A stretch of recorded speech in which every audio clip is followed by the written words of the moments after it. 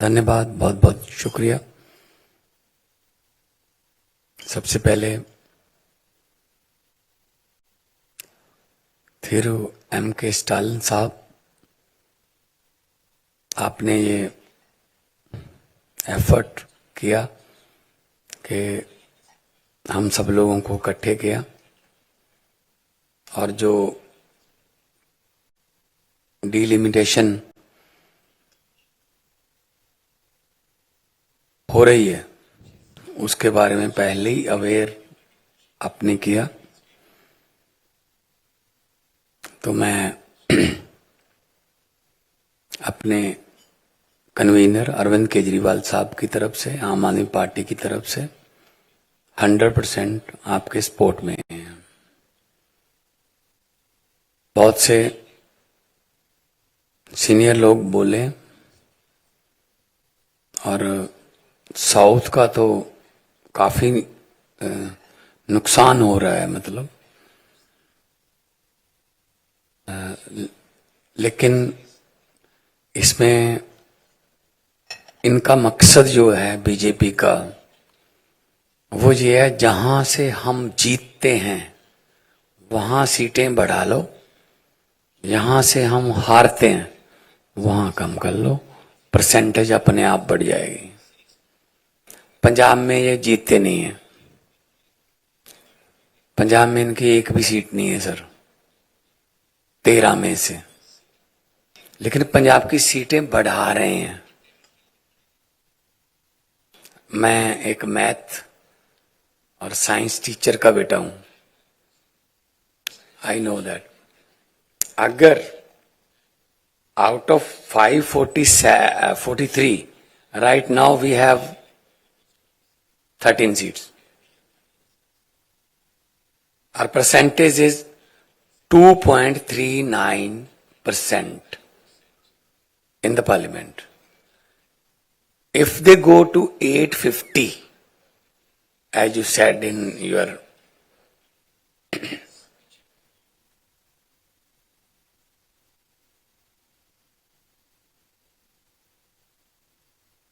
right now 543, Punjab has 13 seats only. Our percentage is 2.39 in the parliament. If they go 850 and they are going to increase 5 seats of Punjab as per perception to 18. 850 by 18 is 2.11. Although they are increasing our seats, but percentage of our participation in parliament is decreasing. If they want to keep 2.40 share of Punjab, then they have to give us 21 seats. So, because they are not winning Punjab anymore, or never ever, so they are increasing those seats. यहां से वो जीत नहीं रहे, UP में वो increase कर देंगे, Hindi belt में इंक्रीज कर देंगे. They are not winning Kerala, they are not winning Tamil Nadu, they are not winning Andhra. तो डिक्रीज कर दो. तो परसेंटेज बढ़ाने के लिए 888 सीट है सर, जो नई पार्लियामेंट है. 888 सीट्स, 850 लगा लेंगे, ज्यादा से ज्यादा 860 कर लेंगे.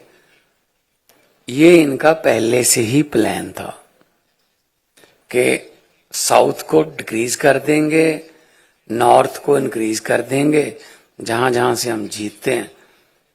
अब यूपी की हो सकता है 125 से ज्यादा हो जाए, 125 से ज्यादा हो जाए,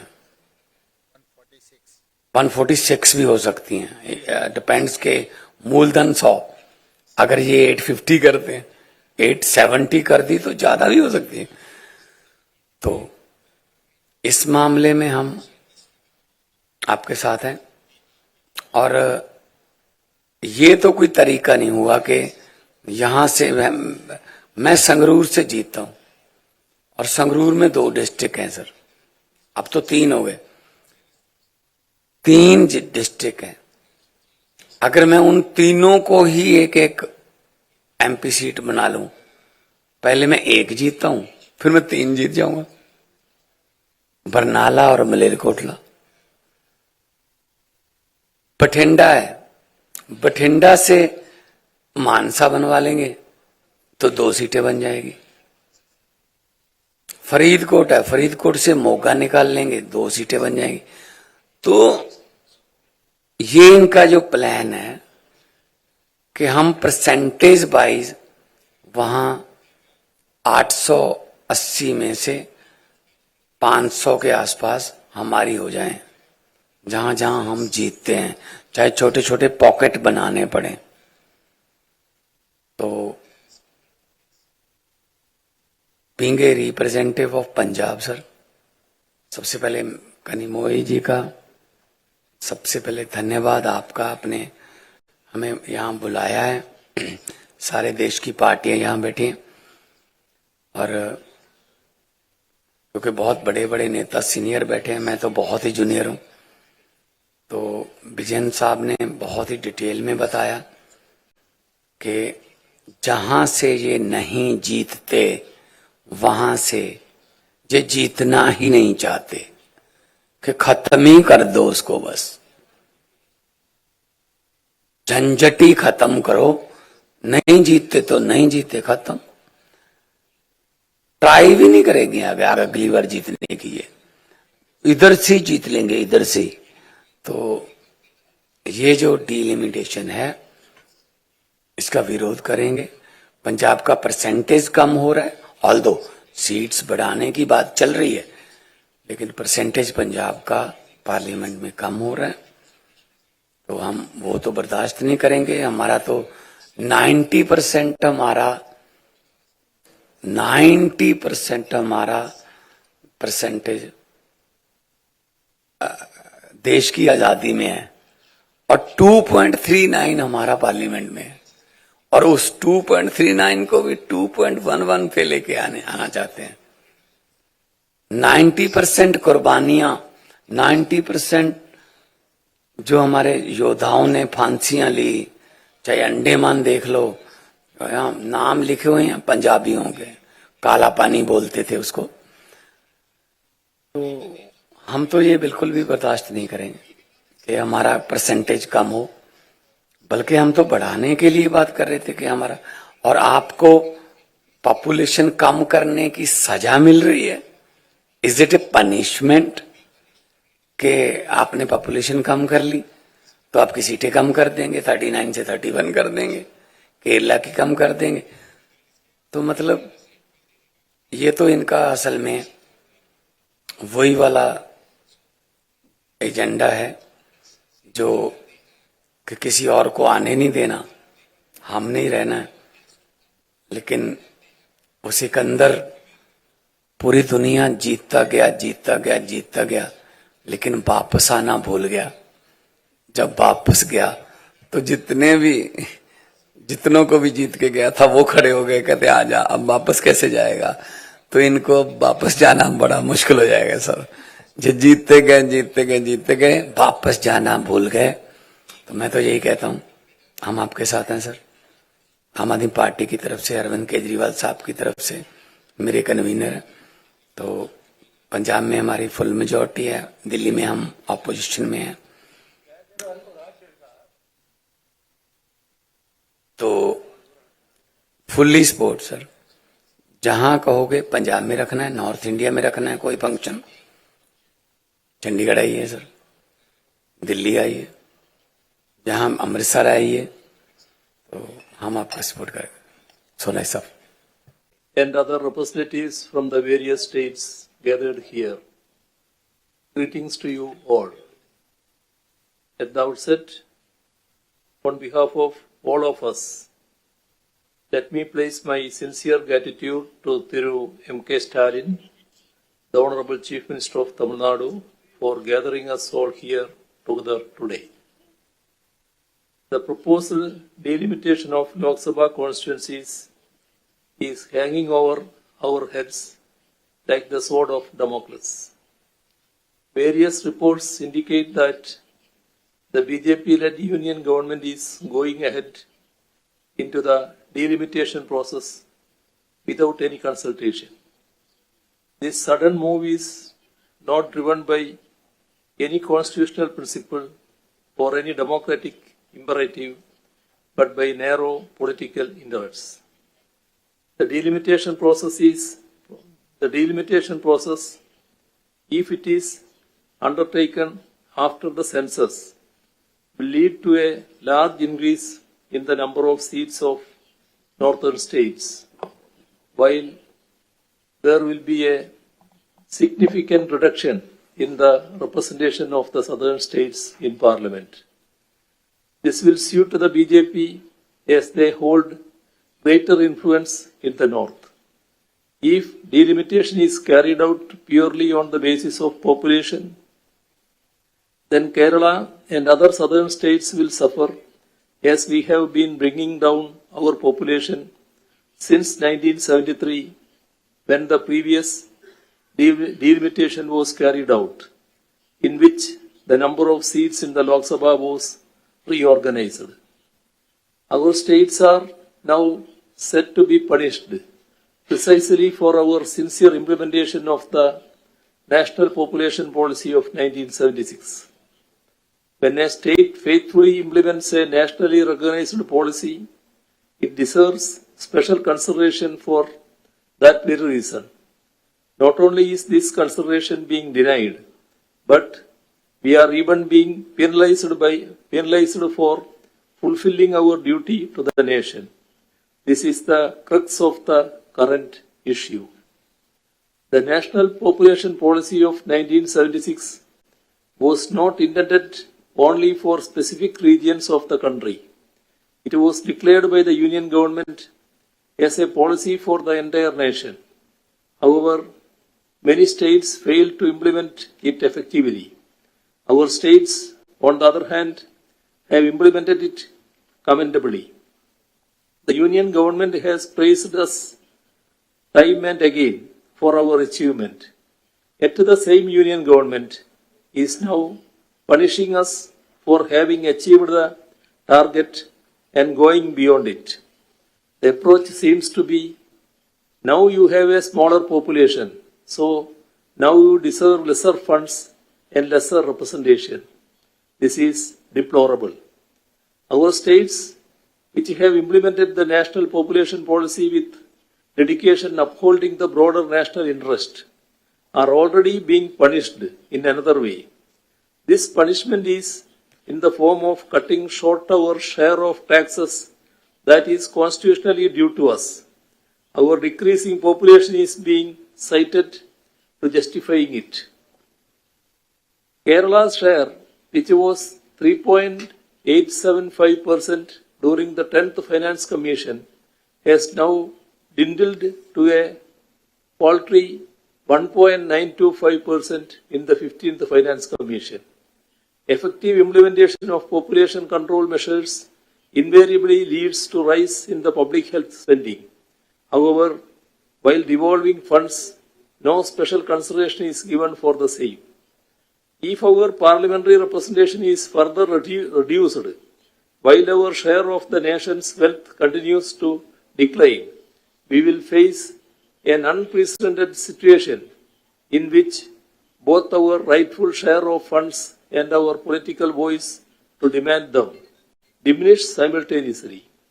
It is in the recognition of the gravity of this issue that we, that is Kerala, Tamil Nadu, Andhra Pradesh, Telangana, Karnataka, Odisha, West Bengal and Punjab, are now uniting in protest.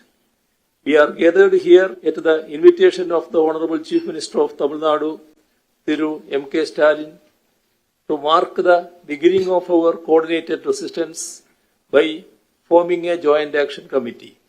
The union government's actions, from fiscal policies to language policies to cultural policies to now even the fixation of representation, are destabilizing India's federal system and democratic framework. This cannot be allowed to pass. India's constitution identifies India as a union of states, which underlines our federal character. It strikes a balance between the union and the states. The current effort at delimitation disrupts this equilibrium, disproportionately empowering states that fail to implement national policies like population control. States that prioritize education, healthcare, and gender equity will be penalized for their progressive choices. This creates a perverse incentive, as states will be discouraged from investing in human development for fear of losing political representation. The union government should examine whether this will guide the nation forward or drive us backwards. India's federal structure was designed to protect smaller communities and regional identities. Dr. B.R. Ambedkar, the chairman of the drafting committee of India's Constituent Assembly, warned against the tyranny of the majority, advocating for states' rights to balance central authority. Back in 1988, the Sarkaria Commission reinforced this, stating that federalism is not a mere administrative arrangement, but a fundamental feature of the Constitution. Delimitation that ignores this principle risks reviving colonial-era centralization, while diverse voices were subsumed under majoritarian agendas. The end result was that the Indian people united against our colonizers and drove them out of the country. Those at the helm of affairs today should take due note of our history and what it teaches us. India's federal structure is a cornerstone of our democracy, designed to accommodate the country's vast mosaic of cultures, languages, and regional identities. The diversity that defines India is not just a demographic statistic. It is the bedrock upon which our unity is founded. A robust federal system ensures that every region, with its unique history, language, and cultural heritage, has a voice in the national dialogue. The current process of delimitation poses a serious threat to the preservation of our rich cultural and linguistic diversities as well.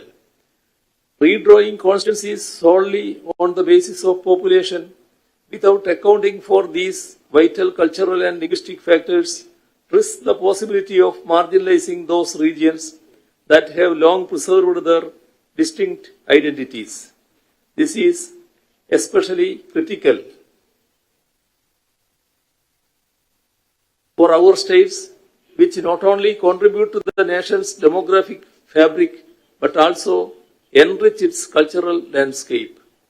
The strength of India lies in its plurality. Our cultural and linguistic diversities are assets that strengthen our nation, enabling us to harness a wide range of perspectives and innovations. Kerala's Kudumbashree initiative, which empowered millions of women, and Tamil Nadu's midday meal scheme are state-specific innovations that became templates for the nation later on. Centralizing power will stifle such localized situations, which are crucial for addressing India's diversity. Cultural preservation and federalism are intertwined in the Indian experience underlines it. When smaller or less populous states lose political clout, their capacity to safeguard their cultural traditions diminishes. A homogenized parliament dominated by populous states could sideline regional priorities, eroding the pluralism envisioned by modern India's founders. A centralized process that ignores these factors not only dilutes regional voices but also threatens the balance that has allowed India to thrive as a united and diverse republic. The Union government must therefore engage in meaningful dialogue with the states and incorporate our considerations so as to safeguard states' interest before going ahead with the delimitation process. Reducing the representation of our states will create a political and regional imbalance and undermine the diversity of our pluralistic democracy. This must not happen. Kerala's stance on this matter is unequivocal. The Union government's approach, which violates federal principles and seeks to curtail the representation of certain states for political reasons, is unacceptable. The decision on going ahead with the delimitation process must be made only through a consensus. Article 82 of the Indian Constitution mandates the delimitation of parliamentary seats after every census. It was in exercise of this provision that the Lok Sabha strength was increased over the years from 489 to 543. However, delimitations have not been conducted as required by the Constitution after every census. Decisions to conduct or delay delimitation have been made solely on the basis of the transient political convenience of those in power. The 42nd Constitutional Amendment of 1976 froze delimitation until after the first census post-2000. During this period, despite the implementation of the National Population Policy, population disparities persisted in the country, leading to the 84th Constitutional Amendment, which extended the delimitation phase until after the first census post-2026. The 2021 census has not yet been conducted, and the next census is due in 2031. However, the Union government appears to be pushing the delimitation even before that. In the 2011 census, Kerala's population growth was a mere 4.92% compared to the national average of 17.7% between 2001 and 2011. As our states have recorded population growth rates below the national average during this period.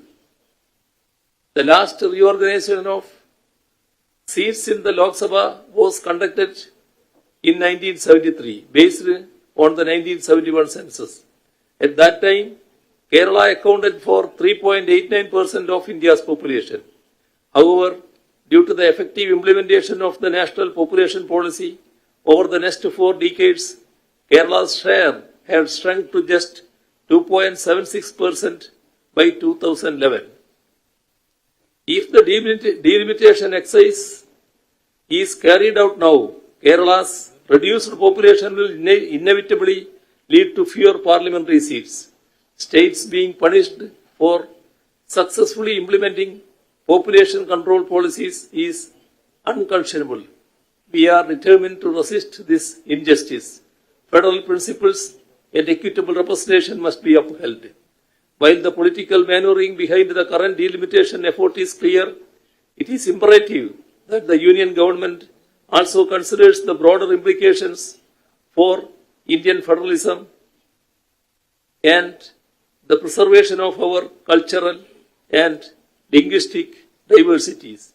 Any action that undermines them will not only destabilize our political institutions but also weaken the very foundation of our democratic society.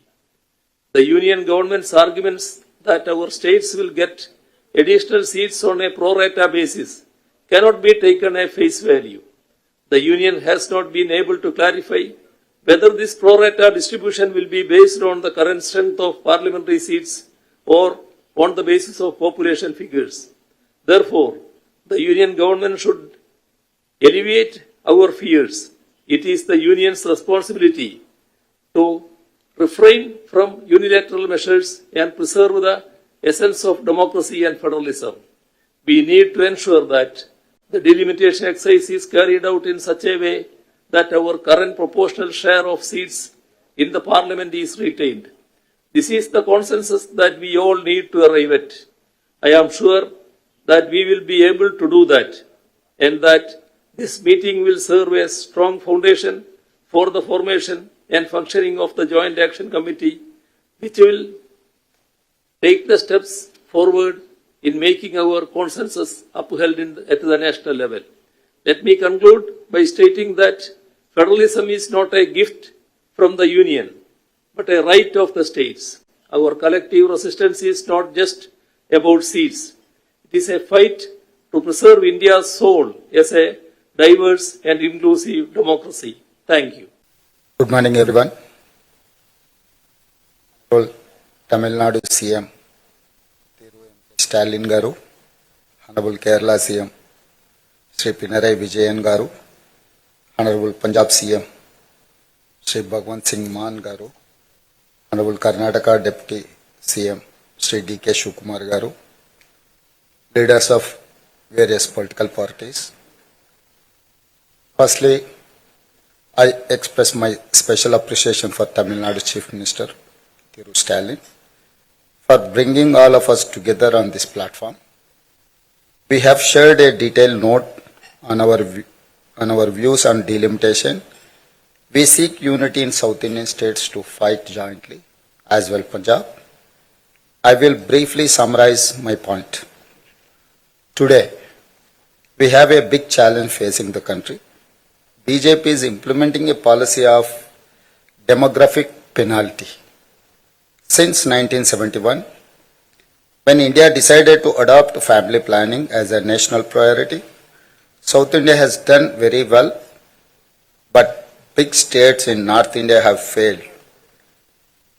We become spectacular South. We achieved fastest economic growth, bigger GDP, higher per capita income, job creation, best infrastructure development, better governance, and best social welfare. We contribute more to national exchequer and get lesser allocations. For rupees 1 tax paid by Tamil Nadu, it gets back 26 paisa. Likewise, Karnataka 16 paisa, Telangana 42 paisa, Kerala is 49 paisa. But when Bihar pays rupees 1 rupees tax, it gets 6 rupees 6 paisa. Uttar Pradesh gets rupees 2 rupees 3 paisa. Madhya Pradesh gets 1 rupee 73 paisa. We are one country. We respect it. But we cannot accept this proposed delimitation because of it will politically limit us. It will punish us for being performing states. We have to stop BJP for implementing any unfair delimitation. My first point, don't increase Lok Sabha seats. Do delimitation within states. In 1976, Prime Minister Srimati Indira Gandhi did delimitation without increasing any seats because it will create imbalance of political power between states. In 2001, NDA government led by Mr. Atal Bihari Vajpayee also did delimitation in states without any increasing seats. PM Narendra Modi must also do the same. Don't increase Lok Sabha seat numbers. My second point is that South will not accept population-based delimitation. If BJP does delimitation on population, South India will lose political voice. North will make us secondary citizens. Everyone here agrees we will not accept delimitation based on the population because then states like UP, Bihar, Madhya Pradesh, Rajasthan will dominate rest of the country. We cannot accept it at any cost. Public, political parties and leaders of the South India and Punjab must unite and oppose this move by the BJP. My third point is that pro rata formula is also not acceptable. Pro rata formula will also hurt us. Problem of pro rata, it changes power gap. Any government is decided by the majority of one seat or one vote. We have a history of central government falling because of just one vote. So pro rata formula will also hurt us politically. What options are acceptable? My analysis is simple. Narendra Modi can follow Vajpayee's method. Don't increase Lok Sabha for another 25 years. Do delimitation taking state as a unit. Conduct delimitation within the states. Change boundaries of Lok Sabha seats inside state based on the latest census. Increase SC, ST seats in states. Provide 33% women reservation in every state. I was MP of Malkajgiri in Telangana, world's largest parliamentary constituency. Total voters was 32 lakhs. Population is over 45 lakh. So I understand problem of large constituencies, but Parliament is for making policies for country, not for solving smaller citizen problems.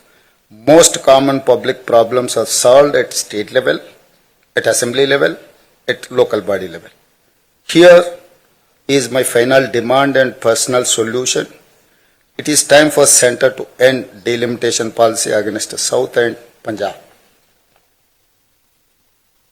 It is time for Centre to repay and reward us for our great role and contribution in nation building for the last 50 years. South now demands an exemption to delimitation formula based on the population, just like union territories and smaller states in Northeast, where population MP proportion is not same as national average. Giving South a strong share in Parliament as a reward for good performance will give incentive to other states to focus on economic growth and good governance. If BJP wants to do delimitation at any cost, here is my condition. Today, South has 130 seats out of 543 seats. It means a political proportion of around 24%. Political demand of South is to increase this to 33%. I am reiterating my suggestion. Today, South has 130 seats out of 543 seats. It means a political proportion of around 24%. Political demand of South is to increase this to 33% of Lok Sabha seats after delimitation. This is what my suggestion and demand. Anything less would reduce South to a role of passive audience in political theatre of India. I request entire South, all states, all political parties to leave differences and unitedly fight for this cause. I will soon pass a resolution in my state assembly on this issue. I request all friends to do same in their state assemblies. Let entire India hear strong voice of South India as well Punjab. Welcome to my esteemed brother, Mr. Stalin ji, Honorable Chief Minister of Tamil Nadu, respected Honorable Chief Minister of Kerala, Mr. Vijayan ji, my brother, Telangana CM, Mr. Revanth Reddy ji, my Punjab CM, Mr. Bhagwant Mann ji, Deputy CM of Tamil Nadu, Mr. Udaydi, Honorable Senior Leader of this country, Mr. Baluji, our Orissa, I think, Chief Minister is also watching us, I think, and various senior leaders across the country who have been come here to participate, show the strength, show the solidarity, save democracy, save the Constitution. Anyway, ellarigu namaskara. I stand here just not because I am a Deputy CM of Karnataka, but as a proud representative of a state that has always stood at the forefront of India's progress. I bring with me the unwavering support of my Chief Minister, Siddaramaiah ji, who could not participate along with me. We decided that we will go, but still he had a small injury on his leg. So he has conveyed his wishes and support to all of us. But his spirit and to resolve all of us in this historic fight to protect the federal fabric of our nation. I think when the CM was discussing on the name, what has to be proposed on this joint election committee, I feel that whatever you have already decided, this fair delimitation, joint action committee stands good, and we should continue with that. I think nothing to alter on that issue. I think I agree. Have been also participating in a lot of various forefront last 40 years. I think this looks very catchy, attractive. This is a word which the nation also has to accept. The word fair is on equality. I think this is my suggestions. Friends, we have gathered here with a critical moment on Indian history. The very foundation of democracy, federalism, is under threat. The very pillars of our federal democracy, enshrined by Baba Sahib Ambedkar and the visionary farmers of our constitution, are being dismantled brick by brick. Today, Karnataka, Tamil Nadu and every progressive state in this room faces a stark choice to submit to demonstration on the rise in the resistance. We choose to resistance. The proposed delimitation exercise based solely on the population is not just a technical adjustment. It is a political assault on the southern states and who respect the ethical values where our earlier leaders have presented us. It seeks a punish for all of us success in controlling the population growth, improving literacy and empowering women. Karnataka, Tamil Nadu, Kerala, Andhra Pradesh joined together, including Telangana and other southern states, have contributed immensely to the Indian growth. Already, my friends from Kerala and Telangana have reiterated it. But today, we have prioritized education, healthcare, and sustainable development, yet the centre now plans to reduce our parliamentary representation, effectively silencing our voices at the national discourse. This is not just unfair, it is a betrayal of the constitutional promises that development and good governance should be rewarded and not penalized. Anyway, I would like to thank my Punjab Chief Minister.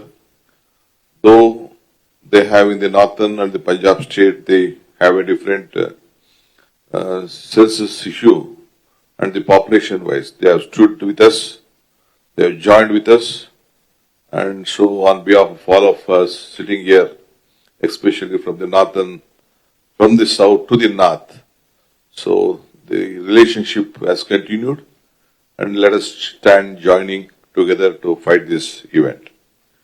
Let me share some of the hard facts that Karnataka contributes over 4 lakh crores annually to the centre, as Tamil Nadu also and Kerala also contributes to this centre. A mere of 45,000 crores in tax division and 15,000 crores in grants. For every rupee, we contribute about 13 paisa back to us. This is not just an economic injustice. It is a systematic plunder of our resources. Karnataka has just 5% of the India's population contribution, 8.4% to the national GDP. We are the highest GST contributors in the country. Southern state contributing about 35% of India's GDP, as treated as ATM machines to the north. Yet our shares on central funds is disproportionately low. The 15th Finance Commission population-based formula has already cost us dearly. In this delimitation exercise proceed as planned, our political voice will be further immobilized and our ability to advocate for our rights in the parliament will be crippled. The fight is not just about numbers. It is about our identity, our culture, our heritage. Karnataka and all our southern states, we have a pride of its 1500 years old history tradition. From the Vachana of Basavana to the works of Kuvempu, Tamil Nadu Sangam poetry, Kerala classical art forms and Andhra's Telugu's heritage are not just regional treasures, but they are the soul of this country. We must draw inspirations from the great leaders of our states. Ambedkar, Basavana, Annadurai, and Narayan Guru fought tirelessly for social justice, equality, and linguistic rights. Their legacy reminds us that India's strength lies in the diversity and not in uniformity.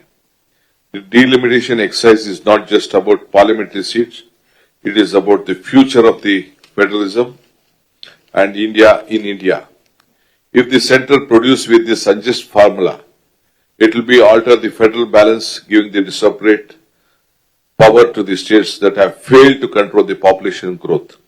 This will not only marginalize the southern states, but also undermine the principles of cooperative federalism, ensuring in our constitution. Last year, I think some of my friends said about the resolution.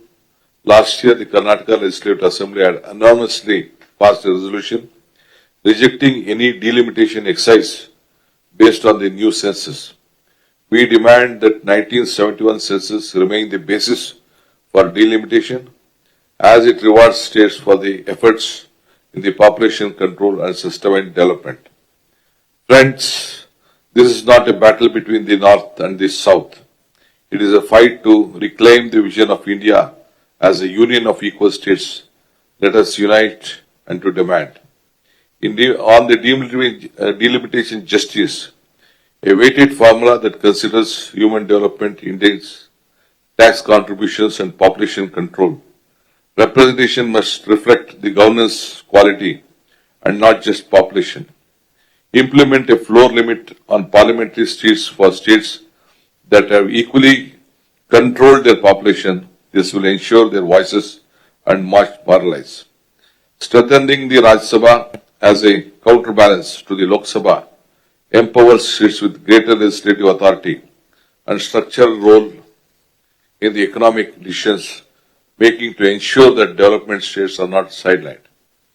In a fiscal equality, a new fiscal federalism part that ensures the fair tax devolutions and resources sharing, the 16th Finance Commission must patronize equality, efficiency, and performance. Introduces economic and social indicators in resource allocation. Central funds allocation should factor economic performance, fiscal discipline, and governance equality. As our cultural sovereignty established the National Language Right Commission to enforce the equality of all scheduled languages, passed that resolutions mandate the use of regional languages in central institutions, including the banking, railways, and the competitive exams. Unity through collaboration, strengthening the Joint Action Committee is a permanent coalition to coordinate the legal, legislative, and the grassroots advocacy. To the Union Government, we send this clear message from Tamil Nadu, Karnataka, Kerala, and all the friends, including Punjab, who have joined here, including our Orissa former Chief Minister, who was a part of this discussion. With all the progressive states, will not be silenced. We will fight in the courts, in the parliament, on the streets to protect, our rights and resources of our identity. Let us channel the defiance of the statesmanship of Annadurai and the fire of Basavana's remember. When Karnataka and Tamil Nadu stand together, no power can break us. When Kerala and Punjab raise their voices, the Himalayas also will tremble. Today, let this Joint Action Committee send a resounding message to the nation. We will not allow our voices to be diluted, our resources looted, our culture erased. Together we shall fight to restore the federal promises of India, a union where diversity is celebrated and equality is upheld. Let us remember the word of Kuempu. Tanna balige tane deepa, tanna balige tane kavulu. You are the light of your life. You are the garden of your life. So again, I would like to inform you. This line speaks to the self-reliances of the self-respected, urging individuals and communities to stand up for their rights. Today we are all guardians of our destiny. We will not allow our voices to be silenced and our constitution is to be ignored. I would like to last tell you that I always tell that joining together is the beginning. Thinking or discussing together is the progress. Working together is the success. I am sure we are joined here under the leadership of my brother Stalin. Let us work, let us discuss, and let us fight together.